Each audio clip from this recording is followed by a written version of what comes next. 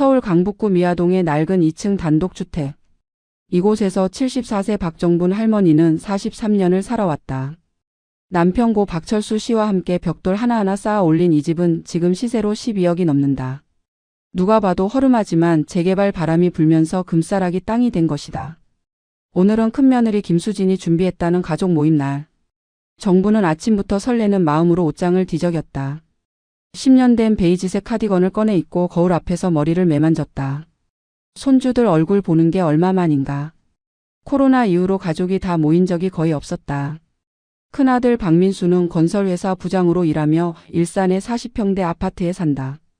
둘째 아들 박민호는 중소기업 과장으로 부천의 빌라에 거주한다.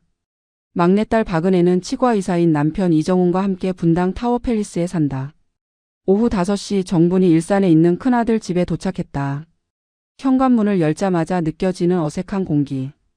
큰며느리 수지는 평소와 달리 과하게 밝은 표정으로 맞이했다. 거실에는 이미 둘째 아들 내외와 막내딸 내외가 앉아 있었다. 손주 넷도 소파에 모여 있었지만 평소처럼 할머니에게 달려들지 않았다. 뭔가 이상했다. 공기가 무거웠다. 식탁에는 정성스럽게 차려진 음식들이 가득했다. 갈비찜, 잡채, 전, 나물 반찬까지. 큰며느리가 이렇게까지 차린 적은 처음이었다. 정부는 속으로 기뻐하며 자리에 앉았다. 하지만 식사 내내 이상한 분위기는 계속됐다. 아들 둘과 사위는 계속 눈짓을 주고받았다. 며느리들은 서로 힐끔힐끔 쳐다보며 긴장한 표정이었다. 누군가 말을 꺼내려다 입을 다무는 일이 반복됐다. 정부는 애써 밝게 손주들에게 말을 걸었다. 학교는 잘 다니는지, 키는 얼마나 컸는지. 하지만 손주들의 대답은 짧았고 곧 핸드폰만 들여다봤다. 평소 같으면 할머니 옆에 찰싹 붙어서 용돈을 조르던 아이들이었는데 큰며느리 수진이 계속 물을 따라주고 반찬을 권하며 지나치게 친절을 떨었다. 이런 대접은 명절에도 받아본 적 없었다. 뭔가 잘못됐다. 정분의 예감은 틀린 적이 없었다.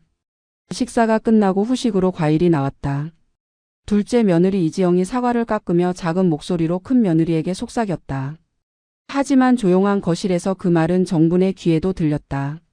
언제 어머니한테 말씀드릴 거냐는 내용이었다. 정분의 심장이 쿵 내려앉았다. 무슨 말을 해야 하는 건데? 왜 자기 모르게 뭔가를 정해놓은 것처럼 말하는 건가? 큰아들 민수가 헛기침을 하며 분위기를 바꾸려 했지만 이미 늦었다. 정부는 날카로운 눈빛으로 며느리들을 쳐다봤다. 40년 넘게 시장 좌판에서 장사하며 온갖 사람 속을 들여다본 그 눈이었다. 며느리들은 시선을 피했다. 정분이 물었다. 무슨 말을 나중에 한다는 거냐고. 이지영은 당황하며 아무것도 아니라고 그냥 집안 사소한 일이라고 둘러댔다. 하지만 그녀의 떨리는 목소리는 거짓말을 하고 있다는 걸 스스로 증명했다.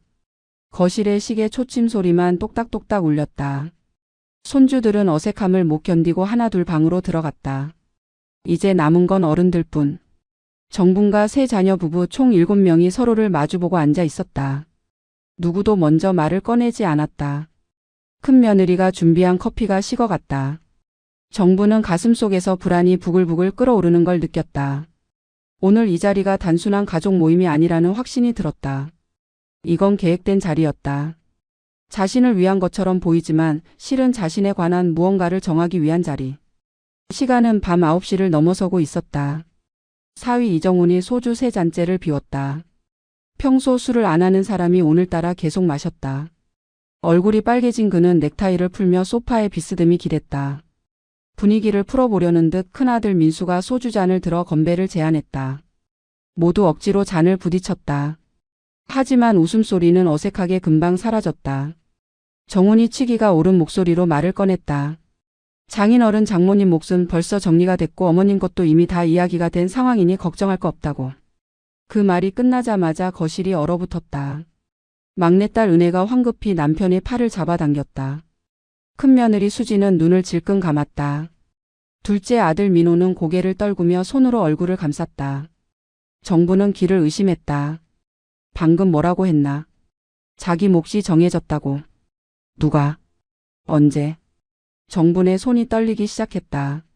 70년 넘게 살면서 이런 기분은 처음이었다. 배신감도 분노도 아닌 그냥 온몸이 텅 빈 것 같은 허탈함. 심장이 미친 듯이 뛰었다. 혈압이 확 오르는 게 느껴졌다. 정분이 떨리는 목소리로 물었다. 내 몫이 뭐가 정해졌다는 거냐고. 사위 정우는 그제야 자신의 실수를 깨달았다. 술이 확 깬 표정으로 입을 다물었다. 아무도 대답하지 않았다. 정적이 흘렀다. 벽시계 소리만 또각또각 울렸다.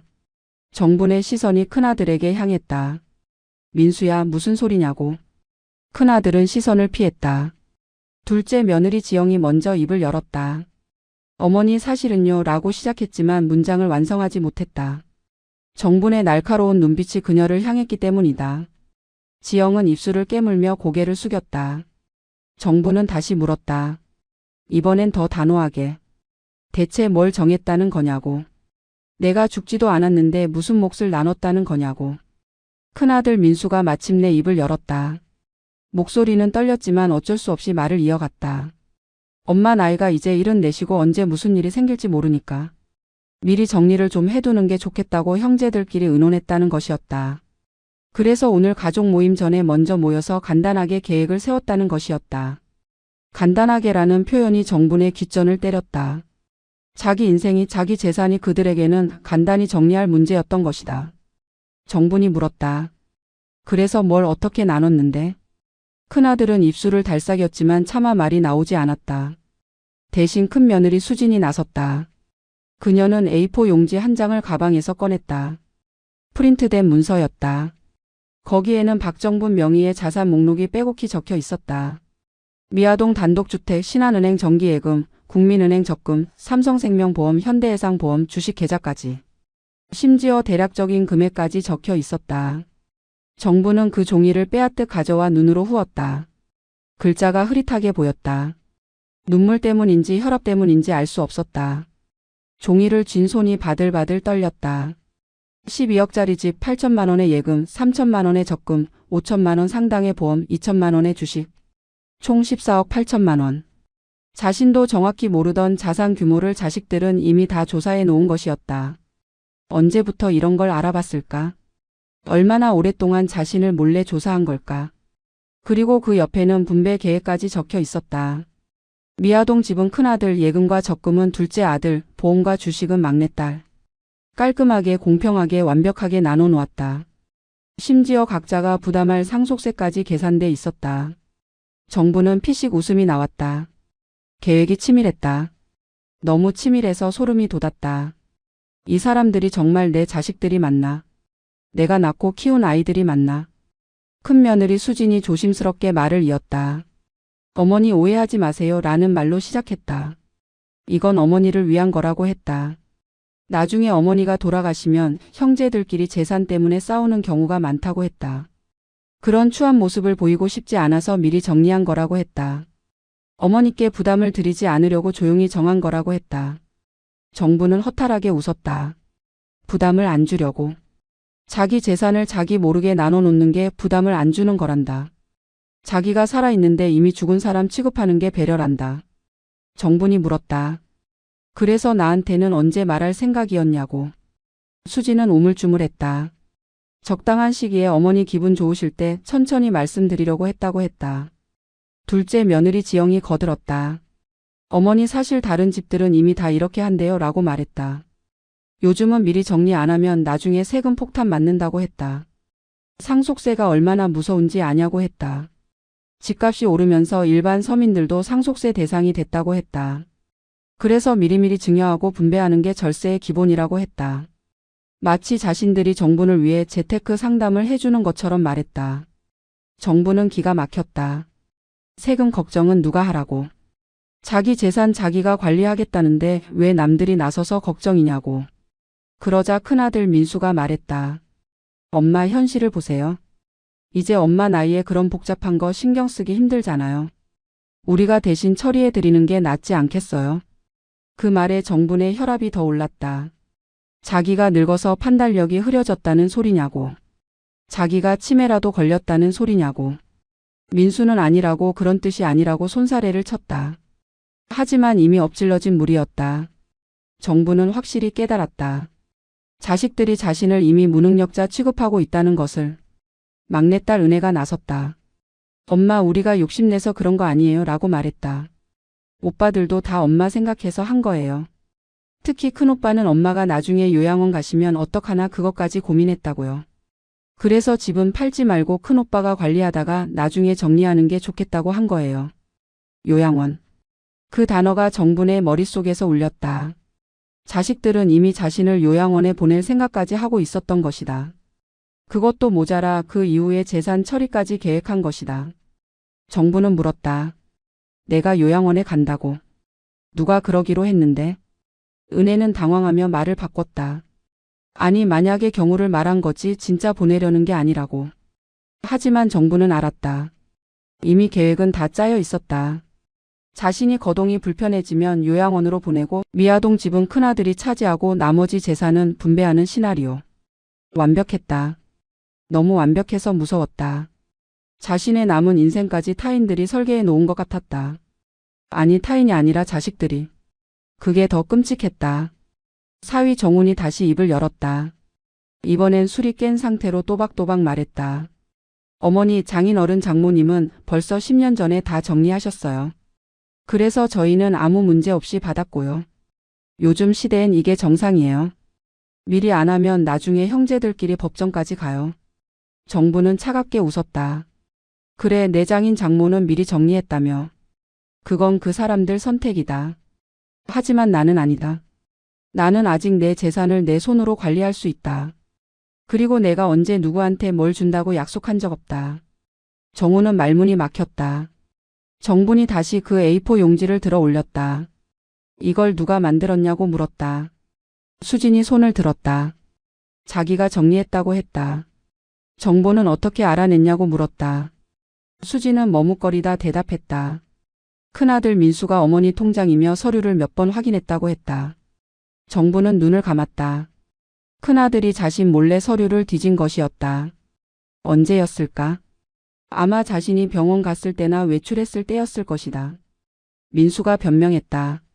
엄마, 나쁜 뜻이 아니었어요. 그냥 대충 파악해두는 게 나중에 도움이 될까 싶어서요. 정부는 차갑게 말했다. 도움이라고. 내 엄마를 몰래 조사하는 게 도움이냐고. 민수는 고개를 숙였다. 거실은 무덤처럼 조용했다. 정부는 천천히 자리에서 일어났다. 다리에 힘이 없었지만 꾹 참고 일어섰다. 가방을 들었다. 아무도 붙잡지 않았다. 아니, 못했다. 정분의 표정이 너무 차가웠기 때문이다. 현관문을 열고 나가려는 순간 큰 며느리가 불렀다. 어머니, 저희가 잘못 생각했어요. 다시 얘기해요. 정부는 돌아보지 않고 말했다. 다시 얘기할 것도 없다. 내 재산은 내 거다. 너희가 나눌 게 아니다. 그리고 문을 닫았다. 엘리베이터를 타고 내려가는 동안 눈물이 났다. 서러움도 분노도 아닌 그냥 허망함. 43년을 악착같이 모은 재산이 자식들에게는 그저 나눠 먹을 떡처럼 보였다는 사실이. 새벽 3시. 정부는 잠을 이룰 수 없었다. 미아동 집 2층 작은 방에 누워 천장만 바라봤다. 어둠 속에서 과거가 주마등처럼 스쳐 지나갔다. 1978년 남편 철수와 결혼했을 때가 떠올랐다. 둘 다 무일푼이었다. 철수는 공장 노동자, 정부는 식당 보조였다. 월세방에서 시작했다. 첫째 민수가 태어났을 때도 기억났다. 산후조리는커녕 일주일 만에 일터로 나가야 했다. 아이를 업고 식당에서 설거지를 했다. 손이 튼살이 벌어지고 피가 났다.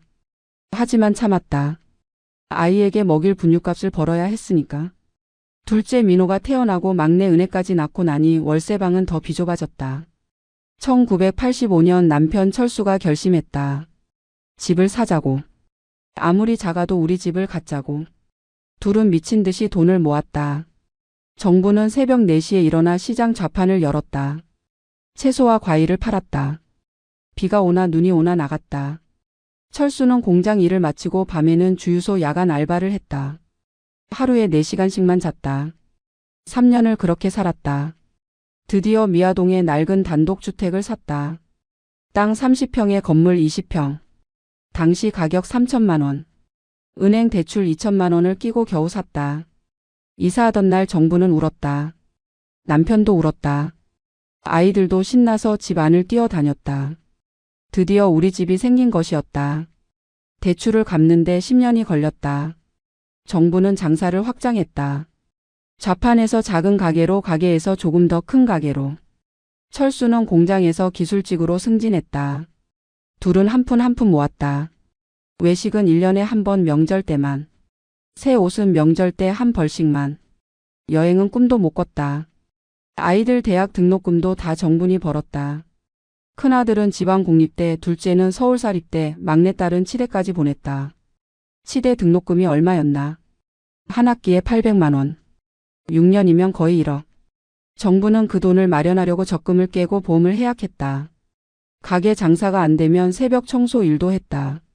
1998년 IMF 때는 정말 힘들었다. 가게 매출이 반토막 났다. 사람들이 장을 안 봤다. 정부는 외상 장부를 두툼하게 만들었다. 동네 사람들에게 외상으로 물건을 줬다. 나중에 받으면 된다고 생각했다. 하지만 절반은 떼었다. 그래도 참았다.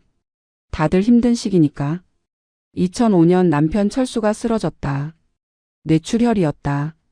3개월간 중환자실에 있다가 결국 세상을 떠났다.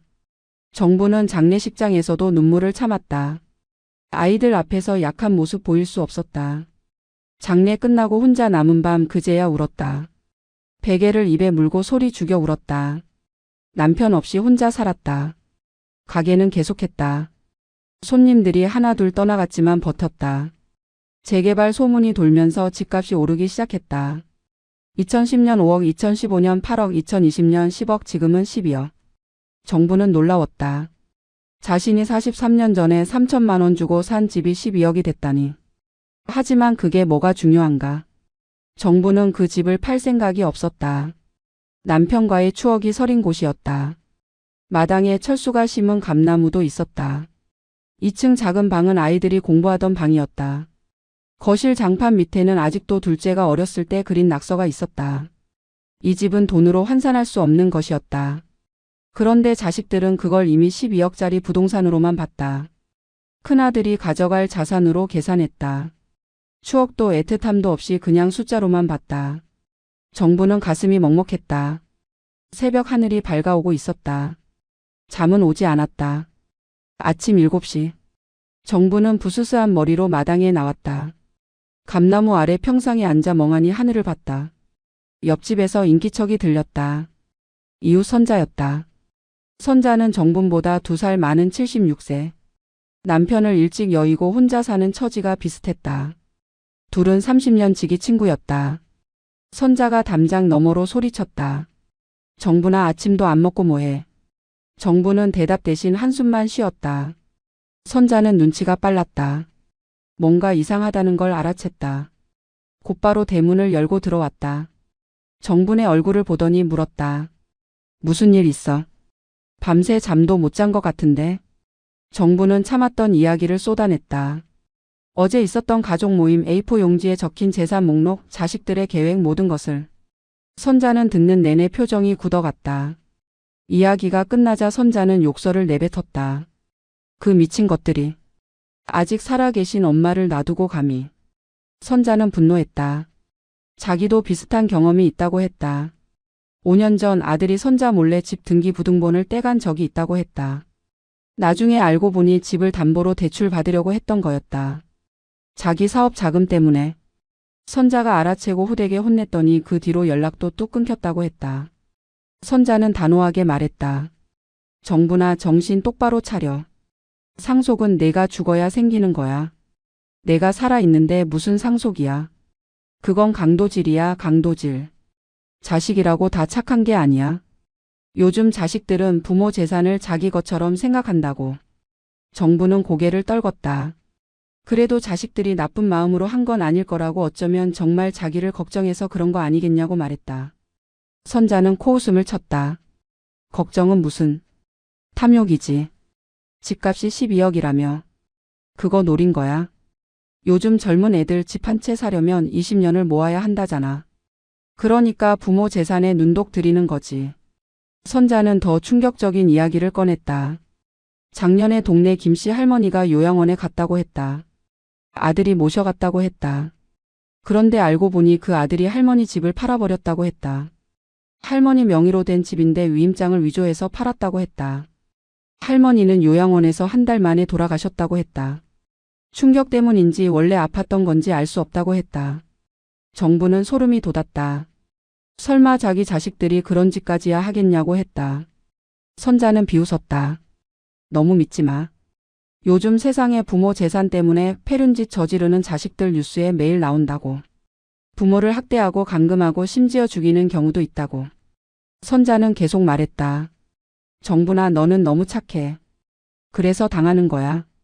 자식들한테 이용당하고 있는 거라고. 큰며느리가 A4 용지에 내 재산을 정리해놨다며. 그게 얼마나 무서운 일인지 알아? 이미 내 인생을 완전히 계획해 놓은 거야. 너는 그저 그 각본대로 움직이는 배우일 뿐이야. 정부는 손이 떨렸다. 선자의 말이 과장이 아닐 수도 있다는 생각이 들었다. 어제 자식들의 태도가 떠올랐다. 그들은 미안해하지 않았다. 오히려 자기들이 잘하고 있다는 표정이었다. 어머니를 위한 거라고 믿고 있었다. 하지만 정작 정분의 의견은 묻지 않았다. 선자는 정분의 손을 꽉 잡았다. 지금이라도 정신 차려. 너 혼자라도 너를 지켜야 해. 자식들 믿지 마. 재산은 내가 다 쓰고 죽어. 한 푼도 남기지 마. 그게 내 권리야. 정부는 눈물이 났다. 선자가 더 말했다. 울지 마. 우는 게 아니라 싸워야 할 때야. 선자는 자기 경험담을 더 늘어놓았다. 자기는 아들과 완전히 연을 끊었다고 했다. 집 명의도 절대 안 넘긴다고 했다. 죽으면 집을 사회에 기부하기로 유언장을 써놨다고 했다. 아들이 한 푼도 못 갖게. 배신한 대가를 똑똑히 치르게 할 거라고 했다. 정부는 그렇게까지는 못하겠다고 했다. 아무리 그래도 자식인데. 선자는 한심하다는 표정을 지었다. 그래서 당하는 거야. 자식 사랑이 헛되이 될 거야. 나중에 후회해도 늦어. 정부는 대답하지 못했다. 마음 한구석에서 선자의 말이 맞을지도 모른다는 생각이 들었기 때문이다. 선자는 마지막으로 조언했다. 일단 법률 상담을 받아보라고 했다. 동네 복지관에 무료 법률 상담이 있다고 했다. 매주 수요일 오후에 변호사가 온다고 했다. 가서 상황을 설명하고 어떻게 해야 할지 물어보라고 했다. 그리고 절대 자식들한테 재산을 미리 넘기지 말라고 했다. 한번 넘기면 끝이라고 했다. 정부는 고개를 끄덕였다. 선자는 정분의 등을 토닥이며 일어섰다. 힘내. 너는 할 수 있어. 너무 착하게만 살지 마. 이제는 내 것을 지킬 때야. 선자가 돌아간 후 정부는 한참을 멍하니 앉아 있었다. 오늘이 수요일이었다. 오후에 복지관에 가봐야겠다는 생각이 들었다. 오후 2시. 정부는 미아동 복지관 3층 상담실에 앉아 있었다. 맞은편에는 40대 초반으로 보이는 여자 변호사 송미영이 앉아 있었다. 송 변호사는 온화한 인상이었지만 눈빛만은 날카로웠다. 정부는 떨리는 목소리로 상황을 설명했다. 어제 있었던 일, A4 용지, 자식들의 계획, 모든 것을. 송 변호사는 듣는 내내 고개를 끄덕이며 메모를 했다. 이야기가 끝나자 한숨을 쉬었다. 할머니, 요즘 이런 상담이 정말 많아요 라고 말했다. 부모가 살아 계신데 자식들이 재산을 미리 나누는 경우 법적으로 큰 문제라고 했다. 송 변호사는 설명을 시작했다. 첫째, 상속은 본인이 사망해야 발생한다고 했다.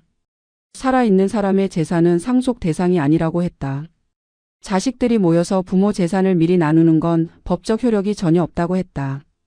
그건 그냥 희망사항일 뿐이라고 했다. 둘째, 만약 부모에게 심리적 압박을 가해서 재산을 미리 나누게 한다면 그건 강요죄나 공갈죄에 해당할 수 있다고 했다. 특히 부모가 노인이고 판단력이 약하다는 점을 이용하면 더 무거운 죄라고 했다. 심하면 형사처벌 대상이라고 했다. 셋째, 부모 몰래 재산 조사를 한 것도 문제라고 했다. 통장이나 서류를 몰래 확인한 건 사생활 침해라고 했다. 특히 그 정보를 바탕으로 재산 분배 계획을 세운 건 명백한 불법 행위라고 했다. 정부는 놀랐다. 자식들이 불법을 저질렀다는 소리였다.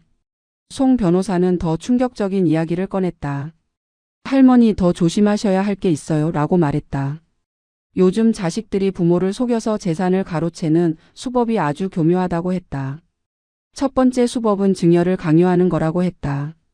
세금 절약한다는 명목으로 미리 증여하자고 부모를 설득한다고 했다. 부모가 동의하면 증여 계약서를 쓰고 명의를 바꾼다고 했다. 그런데 일단 명의가 바뀌면 부모는 손쓸 방법이 없다고 했다. 집에서 쫓겨나는 경우도 있다고 했다. 두 번째 수법은 공동 명의로 바꾸는 거라고 했다. 부모와 자식이 공동으로 집을 소유하자고 제안한다고 했다. 듣기엔 좋지만 함정이라고 했다.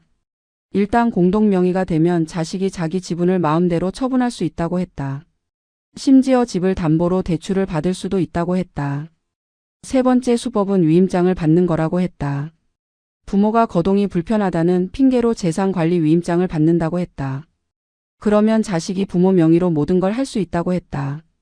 집도 팔고 통장도 해지하고 보험도 해약할 수 있다고 했다. 부모는 나중에야 알게 되는데 이미 늦었다고 했다.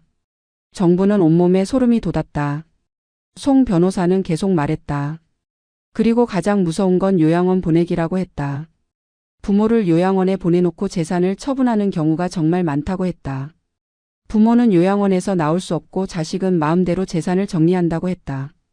송 변호사는 실제 사례를 들려줬다. 작년에 상담했던 80대 할머니 이야기였다고 했다. 그 할머니는 아들이 요양원에 모셔간다고 해서 따라갔다고 했다. 그런데 요양원 생활이 적응이 안 돼서 한 달 만에 집에 가고 싶다고 했다.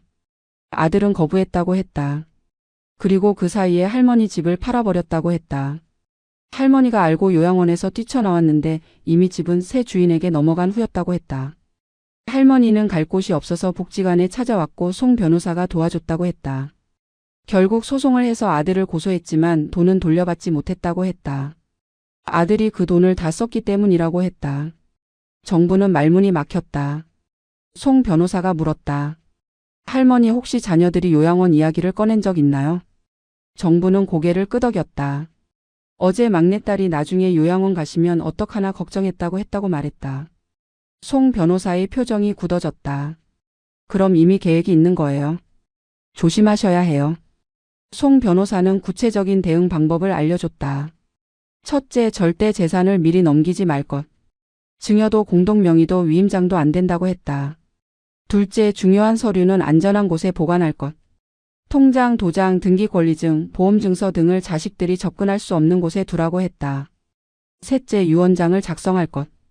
자기가 원하는 대로 재산을 분배하겠다는 의사를 명확히 밝히라고 했다. 유언장은 공증을 받으면 법적 효력이 있다고 했다. 넷째, 자식들과의 대화를 녹음하거나 기록할 것. 나중에 증거로 쓸 수 있다고 했다. 송 변호사는 정분의 손을 잡았다. 할머니 재산은 할머니 거예요. 자식들 것이 아니에요. 할머니가 살아 계신 동안 할머니 마음대로 쓰실 권리가 있어요. 죽을 때까지 한 푼도 안 주셔도 돼요. 그게 법이에요. 정부는 눈물이 났다. 송 변호사가 티슈를 건넸다. 할머니 우세요. 억울하시죠? 평생 고생해서 모은 재산인데 자식들이 가로채려 하니까. 하지만 이제는 싸우셔야 해요. 착하게만 사시면 안 돼요. 정부는 고개를 끄덕였다. 송 변호사는 명함을 건넸다. 다음 주에 다시 오세요. 유언장 작성을 도와드릴게요. 그리고 자식들과 대화할 때 제가 배운 방법 알려드릴게요. 정부는 명함을 꼭 쥐었다. 처음으로 자기 편이 생긴 것 같았다. 복지관을 나오는 정분의 발걸음은 들어올 때보다 단단했다. 저녁 7시. 정부는 미아동 집 거실에 앉아 있었다. 테이블 위에는 휴대폰이 놓여 있었다. 정부는 심호흡을 했다. 그리고 큰아들 민수에게 전화를 걸었다. 3번의 신호음 후 민수가 받았다. 목소리가 조심스러웠다. 엄마 왜 그래요? 정부는 차분하게 말했다. 내일 모두 우리 집으로 와라.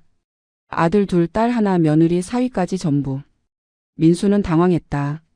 갑자기 왜요? 무슨 일인데요? 정부는 단호하게 대답했다.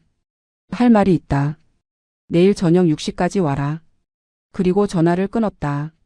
다음 날 저녁 5시 50분. 정부는 거실을 정리했다. 테이블에는 아무것도 없었다. 차나 과일도 준비하지 않았다. 환대할 생각이 없었다. 6시 정각 초인종이 울렸다. 큰아들 부부가 왔다. 이어서 둘째 아들 부부, 막내딸 부부가 도착했다. 모두 어색한 표정으로 거실에 모였다. 정부는 그들을 바라봤다. 아무도 먼저 말을 꺼내지 못했다. 정분이 입을 열었다. 너희 지난번에 내 상속 얘기했지. 그 얘기 다시는 하지 마라. 큰아들이 변명하려 했다. 엄마, 그건 오해예요. 정부는 손을 들어 막았다. 닥쳐. 내 말 끝까지 들어. 정부는 가방에서 A4 용지 한 장을 꺼냈다. 큰며느리가 작성했던 그 재산 목록이었다. 정부는 그걸 테이블에 던졌다. 이거 누가 만들었지? 큰며느리 수진이 고개를 숙였다. 정부는 차갑게 말했다. 내 재산을 누가 조사하라고 했냐? 내 서류를 누가 뒤지라고 했냐? 큰아들이 변명했다. 엄마, 나쁜 뜻이 아니었어요. 정부는 소리쳤다. 나쁜 뜻이 아니면 뭐야? 내가 죽지도 않았는데 내 재산을 나눠놨잖아. 거실이 얼어붙었다. 자식들은 처음 보는 어머니의 모습에 놀랐다. 평생 온순했던 어머니가 소리를 지르다니. 정부는 계속 말했다. 너희가 법률 상담을 받아봤냐? 내가 받아봤다. 변호사가 뭐라더냐? 상속은 내가 죽어야 생긴다더라. 살아있는 사람 재산은 상속 대상이 아니라더라. 너희가 한 짓은 불법이라더라. 자식들은 얼굴이 하얘졌다. 둘째 며느리 지영이 떨리는 목소리로 말했다. 어머니, 저희가 잘못 생각했어요. 미안해요. 정부는 비웃었다. 미안하다고. 이제 와서 미안하면 다야. 너희가 얼마나 치밀하게 계획했는지 나도 안다. 나를 요양원에 보내려고 했지. 막내딸 은혜가 깜짝 놀라며 말했다. 엄마, 그건 아니에요. 정부는 냉정하게 말했다. 아니긴 뭐가 아니야. 내가 직접 말했잖아. 나중에 요양원 가시면 어떡하나 걱정된다고. 그건 이미 계획이 있다는 소리 아니냐. 사위 정훈이 끼어들었다. 어머니 오해세요. 저희는 정말 어머니 걱정해서. 정부는 손을 들어 막았다. 너는 입 다물어. 내가 먼저 말 실수해서 이 일이 터진 거잖아. 너 때문에 내가 알게 된 거야. 정훈은 입을 다물었다. 정부는 자리에서 일어났다. 가방에서 서류 봉투를 꺼냈다. 이게 뭔지 아냐? 유언장이다. 내가 변호사와 상담해서 작성했다. 공증도 받았다. 자식들은 숨을 죽였다. 정부는 유언장을 펼쳤다. 읽어줄까? 첫째, 미아동 집은 사회복지법인에 기부한다. 자식들은 눈이 휘둥그레졌다. 정부는 계속 읽었다. 둘째, 예금과 적금은 전액 자선단체에 기부한다. 셋째, 보험금은 요양원 건립기금으로 쓴다. 넷째, 주식은 청소년 장학재단에 전달한다. 거실이 무덤처럼 조용해졌다. 자식들은 믿을 수 없다는 표정이었다. 큰아들이 떨리는 목소리로 물었다. 엄마, 우리한테는 한 푼도 안 준다고요? 정부는 고개를 끄덕였다. 그래, 한 푼도 안 줘. 너희는 내가 살아있을 때 이미 다 가져갔잖아. 내 존엄성, 내 자존심, 내 신뢰. 그것만으로도 충분하다.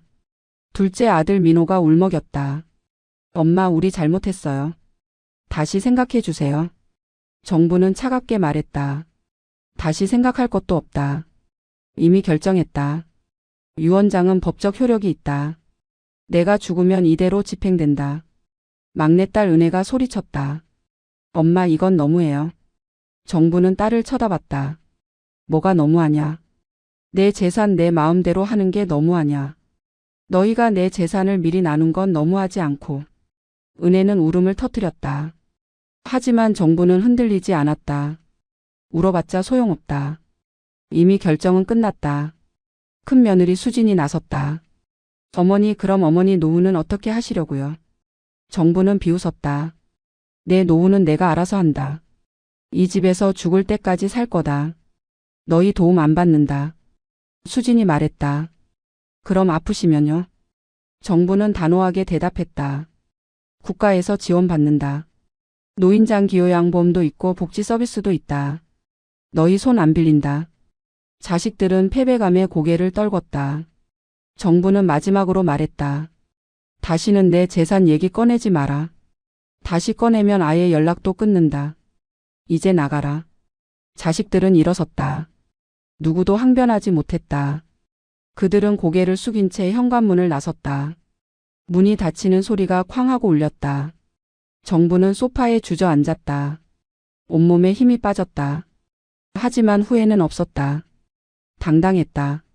이게 맞는 일이라는 확신이 들었다. 창밖으로 자식들이 떠나는 모습이 보였다. 그들은 서로 얼굴을 마주보며 뭔가 이야기하고 있었다. 아마 어머니가 미쳤다고 하겠지. 하지만 상관없었다. 정부는 웃었다. 씁쓸하지만 시원한 웃음이었다. 일주일이 지났다. 정부는 평온한 일상을 보냈다. 장을 보고 복지관에 가고 이웃 손자와 차를 마셨다. 자식들에게서는 연락이 없었다. 정부는 그게 오히려 편했다. 하지만 그 평온은 오래가지 못했다.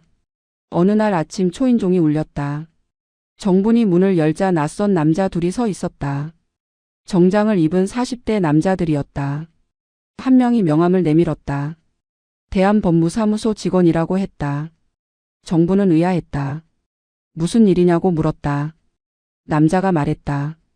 박민수 씨의 의뢰로 왔다고 했다. 어머님 재산에 대해 상담할 게 있다고 했다. 정부는 화가 났다. 큰아들이 법무사를 보낸 것이었다. 정부는 단호하게 말했다. 상담할 거 없다. 돌아가라. 하지만 남자들은 물러서지 않았다. 법무사는 부드러운 목소리로 설득했다. 어머님 잠깐만 이야기 들어보세요. 재산을 효율적으로 관리하는 방법이 있어요. 상속세도 줄일 수 있고요. 정부는 문을 닫으려 했다.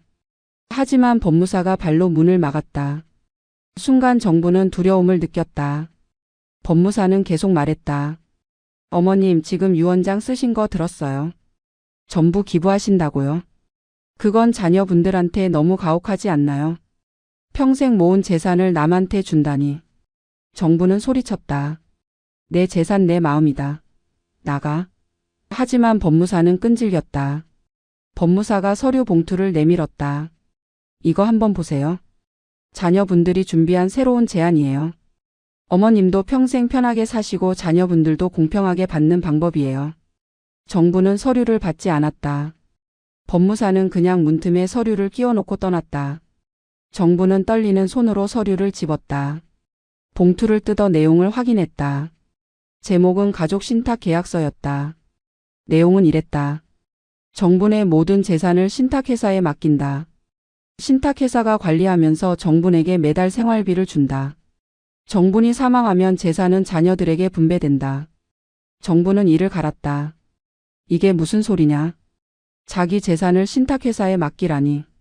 그럼 자기는 그저 생활비 받는 신세가 되는 거였다. 집도 통장도 모든 게 자기 손을 떠나는 것이었다. 자식들은 이렇게까지 할 생각이었다. 오후에 큰아들 민수에게서 전화가 왔다. 정부는 받자마자 소리쳤다. 법무사는 뭐야? 누가 보내라고 했어? 민수는 침착하게 말했다. 엄마 우리 다시 한번 이야기해요. 엄마한테도 좋은 방법이에요. 정부는 전화를 끊어버렸다. 저녁에는 둘째 아들 민호가 찾아왔다. 정부는 문을 열어주지 않았다. 민호는 문 밖에서 애원했다. 엄마 제발 문 좀 열어줘요. 이야기 좀 해요. 정부는 대답하지 않았다. 민호는 1시간을 문 앞에서 기다렸지만 결국 돌아갔다. 다음 날 막내딸 은혜가 손주 둘을 데리고 왔다. 정부는 손주들 때문에 문을 열어줬다. 은혜는 울먹이며 말했다. 엄마 우리가 잘못했어요. 다시 생각해 주세요. 손주들도 할머니를 조르듯 말했다. 할머니 우리 용돈 주세요. 할머니 재산 다 기부하면 우리는요.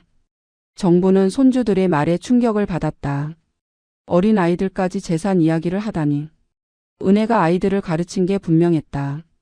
정부는 차갑게 말했다. 나가. 너희도 나가. 은혜는 눈물을 흘렸다.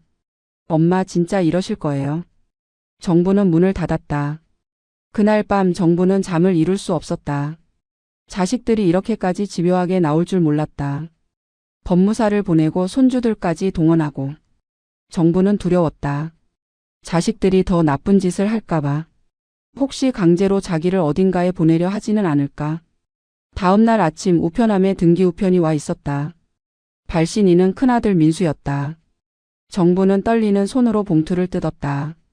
내용 증명이었다.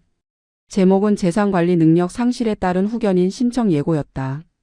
정부는 그 글자를 보고 주저앉았다. 내용은 충격적이었다.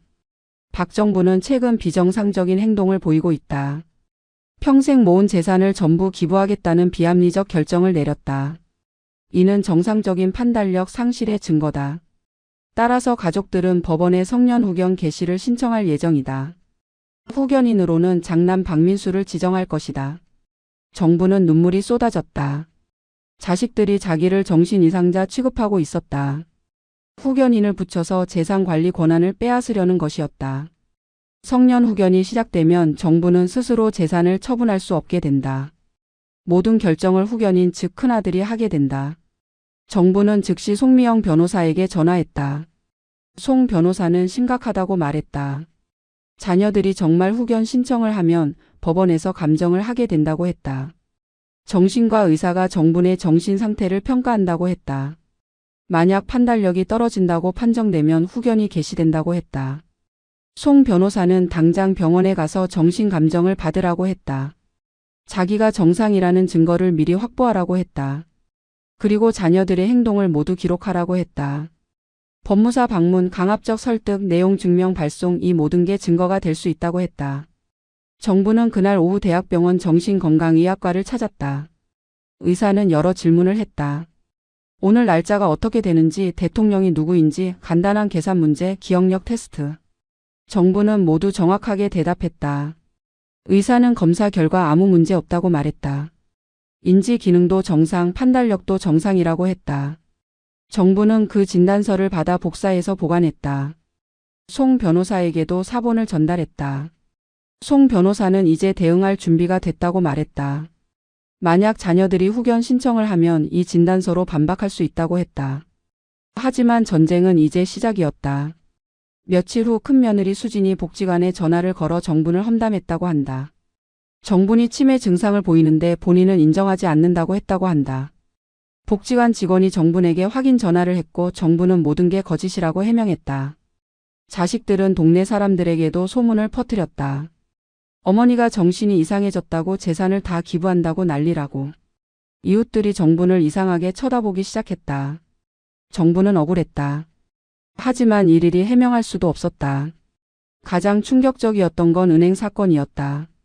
어느 날 정분이 은행에 가서 적금을 해지하려 했다. 그런데 은행 직원이 난색을 표했다.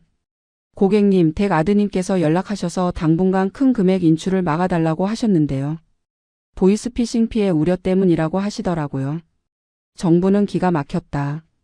큰아들이 은행에까지 연락해서 자기 돈을 못 찾게 만든 것이었다.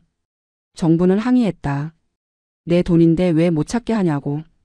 은행 직원은 난처해했다. 가족분이 노인보호 차원에서 요청하신 거라서요. 정부는 소리쳤다. 난 보호받을 치매 환자가 아니다. 결국 정부는 본인 확인 절차를 다시 거쳐서 돈을 찾았다. 하지만 마음은 너덜너덜했다. 자식들이 이렇게까지 자기를 옥죄일 줄 몰랐다. 은행, 복지관, 동네 사람들까지. 사방에서 자기를 무능력자로 만들려 하고 있었다. 정부는 집으로 돌아와 선자에게 전화했다. 선자는 당장 경찰에 신고하라고 했다. 이건 학대라고 했다. 노인학대신고센터에 연락하라고 했다. 정부는 고민했다. 자식들을 신고한다는 게 쉬운 일이 아니었다. 하지만 이대로는 안 될 것 같았다. 그날 저녁 정부는 노인보호 전문기관에 전화했다. 상담원이 상황을 듣더니 즉시 방문 상담을 약속했다. 이틀 후 사회복지사 2명이 정부의 집을 찾았다. 정부는 모든 상황을 설명했다. 자식들의 재산 강탈 시도, 법무사 방문, 후견인 신청 예고, 은행 거래 제한, 모든 것을. 사회복지사는 심각하게 받아들였다. 이건 명백한 경제적 학대라고 말했다. 노인복지법 위반이라고 했다. 자녀들을 경찰에 고발할 수 있다고 했다. 정부는 망설였다. 정말 자식들을 고발해야 하나. 사회복지사는 말했다. 할머니, 이건 할머니 인생이에요. 지켜야 해요. 정부는 결심했다. 더 이상 당하고만 있을 수 없었다. 사회복지사의 도움을 받아 경찰서에 고소장을 제출했다. 혐의는 노인학대, 재산 갈취 미수, 명예훼손. 경찰은 사건을 접수하고 조사를 시작했다. 며칠 후 큰아들 민수가 경찰서에 출석했다. 조사를 받고 나온 민수는 창백한 얼굴로 정분에게 전화했다. 엄마가 자기를 고소했다는 사실을 믿을 수 없다고 했다. 정분은 차갑게 말했다. 내가 먼저 나를 무능력자로 만들려 했잖아. 민수는 울먹였다. 하지만 정분은 흔들리지 않았다. 이 소식은 가족 전체를 뒤흔들었다. 둘째 아들과 막내딸도 충격에 빠졌다. 형제들끼리 긴급 회의를 했다. 결론은 물러서야 한다는 것이었다. 더 이상 어머니를 압박하면 정말 감옥에 갈 수도 있었다. 자식들은 굴복했다. 한 달이 지났다. 경찰 조사 결과 자녀들은 기소유예 처분을 받았다. 범죄 사실은 인정되지만 초범이고 피해자가 실제 피해를 보지 않았다는 이유였다. 하지만 이 사건은 가족관계에 깊은 상처를 남겼다. 큰아들 민수는 더 이상 정분에게 연락하지 않았다. 둘째 아들 민호는 가끔 안부 전화를 했지만 예전 같지 않았다. 막내딸 은혜는 섭섭하다며 울먹이는 전화를 몇 번 했지만 그것도 끊겼다. 손주들은 할머니를 만나지 못했다. 정분은 혼자가 됐다. 미아동 집에서 혼자 지냈다. 아침에 일어나 혼자 밥을 먹고 혼자 TV를 보고 혼자 잠들었다. 명절에도 아무도 찾아오지 않았다. 생일에도 축하 전화 한 통 없었다. 정분은 외로웠다. 이웃 선자가 유일한 위안이었다. 선자는 매일 찾아와 말벗이 대줬다. 잘했다고 자식들한테 당하지 않아서 다행이라고 말했다. 하지만 선자의 위로도 깊은 공허함을 채우지 못했다. 정분은 밤마다 울었다. 복지관 송미영 변호사도 가끔 연락했다. 정분의 안부를 확인하고 법적 문제가 없는지 물었다. 정분은 괜찮다고 대답했지만 목소리에는 생기가 없었다. 송 변호사는 걱정했지만 뾰족한 방법이 없었다. 정분은 가끔 유언장을 꺼내봤다. 모든 재산을 기부한다는 내용. 자식들에게는 한 푼도 주지 않는다는 내용. 그걸 보면 속은 시원했다. 하지만 동시에 허무했다. 이게 과연 옳은 선택이었을까? 어느 날 밤 정분은 감기에 걸렸다. 열이 39도까지 올랐다. 몸이 으슬으슬 떨렸다. 약을 먹어도 나아지지 않았다. 병원에 가야 했지만 혼자서는 갈 수 없었다. 정분은 선자에게 전화했다. 선자가 급히 달려와 택시를 불렀다. 응급실에 갔다. 의사는 폐렴 초기라고 진단했다. 입원이 필요하다고 했다. 정분은 겁이 났다. 혼자 입원한다는 게 두려웠다. 선자가 옆에 있어줬지만 선자도 늙은 몸이었다. 밤새 간호할 수는 없었다. 결국 혼자 병실에 남았다. 밤중에 정분은 꿈을 꿨다. 어린 아들들과 딸이 나왔다. 웃으며 뛰어노는 아이들. 정분의 손을 잡고 엄마라고 부르는 목소리. 정분은 꿈속에서 행복했다. 하지만 깨어나니 차가운 병실이었다. 아무도 없었다. 정분은 문득 생각했다. 내가 이기긴 했지만 뭘 얻었나. 재산은 지켰지만 가족을 잃었다. 자존심은 세웠지만 외로움을 얻었다. 이게 정말 승리인가? 아니면 모두가 진 전쟁인가? 일주일간 입원하고 퇴원했다. 집으로 돌아왔지만 집은 너무 고요했다. 정분은 거울을 봤다. 늙고 지친 자신의 얼굴이 보였다. 한 달 사이에 더 늙은 것 같았다. 머리는 더 휘어졌고 주름은 더 깊어졌다. 정분은 감나무 아래 평상에 앉았다. 남편 철수가 심은 그 나무. 가을이 와서 주황색 감이 주렁주렁 열렸다. 예전 같으면 손주들이 와서 따먹었을 감. 이제는 새들만 쪼아먹을 감. 정분은 그 감을 바라보며 눈물을 흘렸다. 선자가 찾아왔다. 정분의 모습을 보고 한숨을 쉬었다. 왜 우냐고 물었다. 정분은 대답했다. 이긴 것 같은데 진 것 같다고. 재산은 지켰는데 행복은 잃었다고. 선자는 말없이 정분의 손을 잡았다. 둘은 한참을 그렇게 앉아 있었다. 그날 저녁 정분은 유언장을 다시 꺼냈다. 오랫동안 들여다봤다. 그리고 천천히 찍기 시작했다. 한 장, 두 장. 유언장이 조각나 바닥에 떨어졌다. 정분은 눈물을 닦았다. 새로운 결심이 섰다. 다음 날 아침 정분은 휴대폰을 들었다. 한참을 망설이다 큰아들 민수에게 전화를 걸었다. 신호음이 길게 울렸다. 받지 않으면 어쩌나 하는 두려움. 하지만 5번째 신호음에 민수가 받았다. 목소리는 경계하는 듯 했다. 엄마 무슨 일이세요? 정부는 떨리는 목소리로 말했다. 민수야, 우리 한번 만나자. 민수는 침묵했다. 정부는 계속 말했다. 얘기 좀 하고 싶다. 엄마가 미안했다. 민수의 목소리가 떨렸다. 엄마가 뭐가 미안해요. 잘못한 건 저희인데. 정부는 울컥했다. 그래도 만나자. 제발. 이틀 후 정부는 미아동 집 거실에서 자식들을 기다렸다. 큰아들 민수, 둘째 아들 민호, 막내딸 은혜. 셋이 함께 왔다. 며느리와 사위는 오지 않았다. 어색한 침묵이 흘렀다. 아무도 먼저 말을 꺼내지 못했다. 정분이 입을 열었다. 너희한테 미안하다. 너무 극단적으로 나갔다. 자식들은 놀랐다. 엄마가 사과할 줄 몰랐다. 정부는 계속 말했다. 유언장 찢었다. 전부 기부한다는 거. 그건 너무 심했다.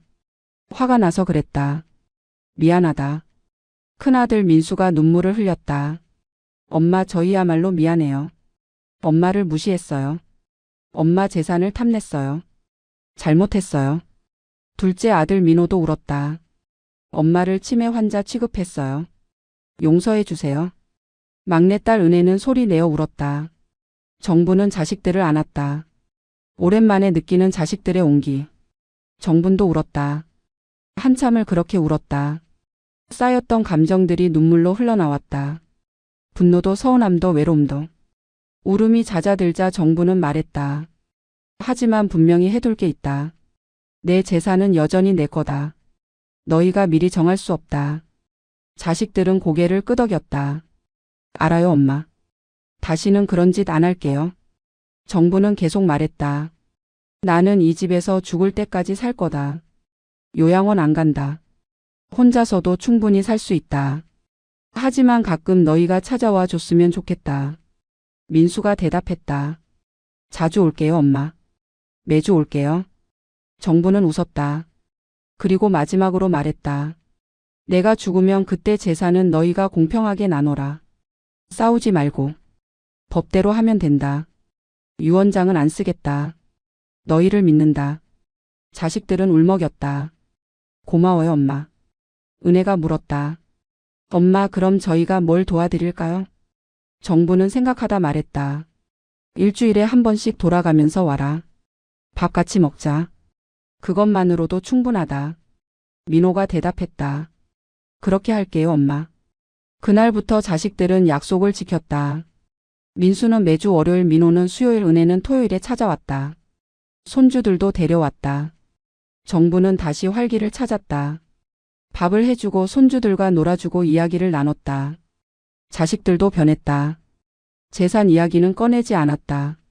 대신 정분의 건강을 챙겼다. 병원 갈 때 같이 가주고 장 볼 때 도와줬다. 정분이 필요로 하는 게 뭔지 물어봤다. 강요하지 않았다. 몇 달이 지나자 관계는 많이 회복됐다. 완전히 예전 같지는 않았지만 그래도 가족이 됐다.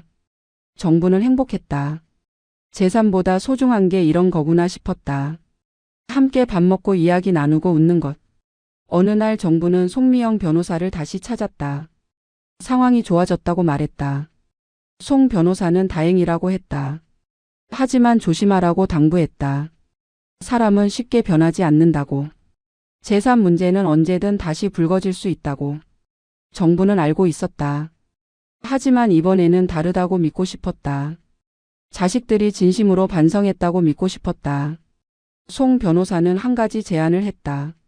그래도 만약을 위해 유언장은 작성해 두는 게 좋겠다고. 하지만 이번엔 공평하게 자식들을 배제하지 않는 내용으로. 정부는 고개를 끄덕였다. 그래서 새로운 유언장을 작성했다. 집과 예금은 자식들이 공평하게 나누되 일부는 사회에 기부한다는 내용. 자식들도 욕심만 채우지 말고 나눔의 가치를 배우길 바라는 마음이었다. 송 변호사는 좋은 선택이라고 말했다. 그 유언장은 은행 금고에 보관했다. 자식들에게는 유언장을 썼다는 사실만 알렸다. 내용은 알려주지 않았다. 자식들은 묻지 않았다. 그걸로 충분했다. 정부는 이제 마음이 편했다. 자식들과의 관계도 회복했고 재산 정리도 끝났다. 하지만 정부는 한 가지 더 하고 싶은 게 있었다.